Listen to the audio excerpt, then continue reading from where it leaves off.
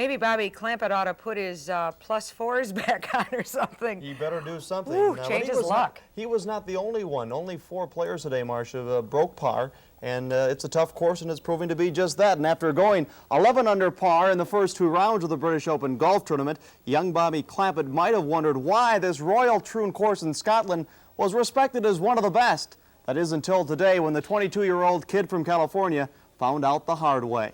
Clampett triple bogeyed the 6th hole and bogeyed 5 others to trim his lead in this major golf championship from 5 shots to 1 after 54 holes. Clampett spent most of the day recovering, and it cost him strokes, lots of strokes. Even Bobby's fine putting touch had deserted him. By the end of a long afternoon on the course, Clampett had finished with a 78 or 6 over par for a 1-shot lead over Nick Price. The charging South African started the day 5 shots behind Clampett, shot 74 today to move within a shot of the lead. Des Smith of Ireland is 2 shots back. Smith was accurate on this birdie putt, carded a 74 to move into 3rd place tie with Sandy Lyle. Waiting in the wings, of course, is U.S. Open champion Tom Watson. He had a 74 today. Watson is 3 shots behind Clampett with 18 holes to play. Tom Terrific is by no means out of this tournament.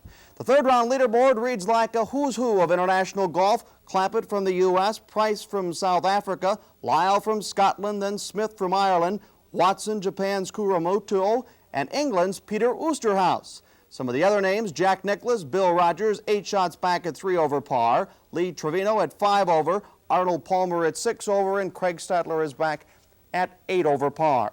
Well, things are beginning to sort out themselves at the Tape Mark Charity Golf Tournament. John Chafee, the U.S. Open qualifier and the Minnesota Masters winner, shot a 68 today at Indian Hills. He goes 6 under par after 2 rounds and holds a 2-shot lead. Yesterday's leader, Jim Terry of Scott T's golf range, went into today's round at Indian Hills with a 4-under lead, but the sweet slinger from Brooklyn Park ran into a couple of bogeys in the back 9 at Indian today and finished 1 over for a net 3 under par after 2 rounds. Yesterday, Terry was having trouble off the tee. Today was perfect tee to green, but had a little trouble putting. This putt didn't look all that bad, considering it was about a 30-footer, but Terry then took 2 more putts here on the 16th for one of his 2 backside bogeys. Others in the hunt: former winner George Shortridge and Ron Benson. Tomorrow's final round takes place at Southview Country Club. Well, the Twins lost another perspiring outing to the Detroit Tigers last night indoors, the muggy Metrodome, 6-3. But unlike a number of Twin losses suffered this year, this one, under the sweltering humid conditions in the Dome, took on a new twist. Witness the bizarre events that take place in the 2nd inning. Detroit's Alan Trammell will swing and miss for a strike 3. Right? Wrong. Ball goes one way, catcher Tim Laudner goes another, and Trammell ends up on first base. Next up, Lou Whitaker smacks the ball to right. Going, gone. Right? Wrong. Somehow Tom Brunansky got a glove on it. The ball is back into play meanwhile, Whitaker is in his home run jog around the bases. Umpire rules ball is in play. He starts going after it. The ball then in a rundown. Laudner picks it up. Ball caroms off Whitaker's helmet, so he scores anyway. What a circus, what a call, insists Tiger manager Sparky Anderson. As a result of that, he was thrown out of the ball game, as if there wasn't enough hot air in the Metrodome last night. Same 2 clubs will go at it tonight.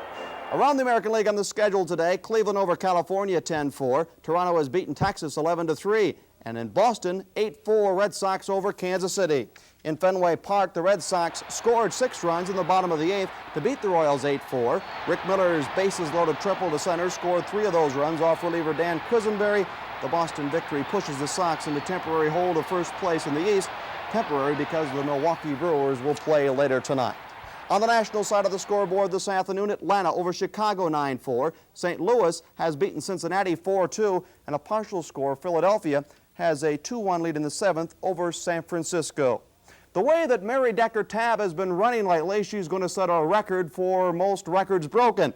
Last night in Eugene, Oregon, Mary set a new world record in 10,000 meters with a time of 31 minutes, 35 and 3/10 seconds. Now, in the last 6 weeks, Decker Tabb has set world records in the 5,000 meter and the mile. Now she says she wants the 3,000 meter record too. Why not? Davey Moore, the World Boxing Association junior middleweight champion, mounted a successful defense of his title here on Channel 5 this afternoon. The challenger was Aoub Kaouli, the #1 ranked junior middleweight in the world. He lasted 10 rounds, or just 2 seconds short of 10 rounds, and the referee said the punishment he had taken from the champion was certainly enough. Twins at the Metrodome tonight taking on the Tigers. Sparky probably won't need to take a cold shower tonight. It's going to be a little bit cooler Little muggy. in the Metrodome. The smelt season opened last night. That's when the banks of Lake Superior's streams started bustling again, with waders in the water, refreshments on the shore. Today those same shores had fewer smelters, but by far smarter seekers. We found an underwater duo who had taken to the depths with their net in hand. Oh, there were the serious smelters there too, young and old, all there to test the spawning waters still so very cold. It's a fishing fever, and I think probably after the winter being all cooped up, it's the first real outing they get. Because I know some years if we have a late smelt season where the fishing season would be opening up, like for walleyes northerns, the people don't show up. The smelt season is short, only 2 weeks in fact, but still long enough to net the sporting fishermen, according to a Department of Natural Resource estimate, 2 million pounds of smelt. Another 4 million will be harvested commercially, then sold for 50 to 60 cents a pound. If we had a situation like this over in Europe or in Japan, it'd be national holidays. For the weekend, these banks and streams will be overflowing with smelt seekers, dipping their nets for these tiny silverfish, a species that annually signals spring and the return of Minnesota's outdoor sporting season.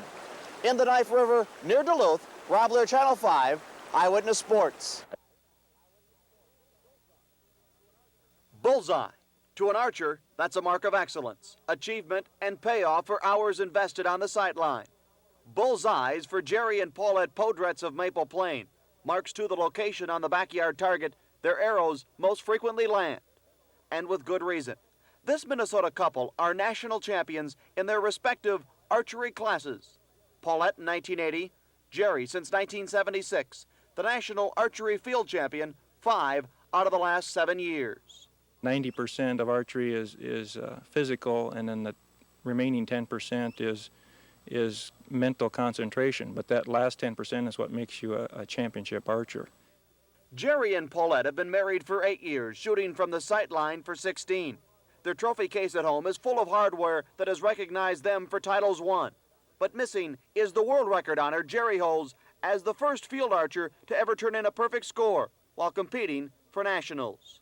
You can't maintain 100% concentration all the time.